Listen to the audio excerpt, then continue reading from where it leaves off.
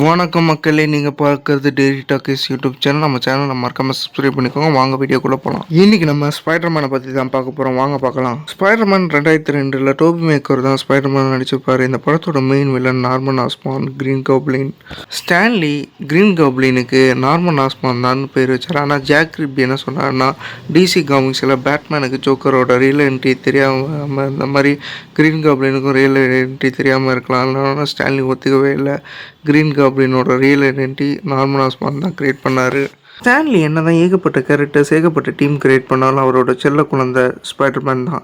உங்களுக்கு யார் யாருக்கெல்லாம் ஸ்பைடர்மேன் பிடிக்குமோ இந்த வீடியோ ஒரு லைக் பண்ணிக்கோங்க. சோனி மார்வல் காமிக்ஸ்லேருந்து ஸ்பைடர்மேனோட அடாப்டேஷன் வாங்கினதுக்கு அப்புறம் தான் ஸ்பைடர்மேன் உலகம் ஃபுல்லாக தெரிஞ்சார். ஸ்பைடர்மேன் 2004 மூவியான வில்லன் யாருன்னா டாக்டர் ஆக்டோபஸ். 2007 வந்த ஸ்பைடர்மேன் 3 வில்லன் சாண்ட்மேன் தான். ஆனால் இதில் சோனி பிக்சர்ஸ் வலுக்கட்டாயமாக வெனமையும் சேர்த்துருப்பாங்க.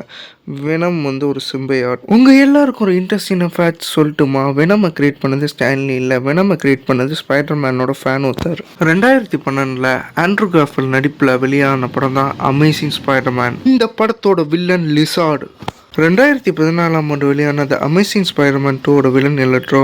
சைடு இல்லைனா ரைனோ கூட வந்திருப்பாரு.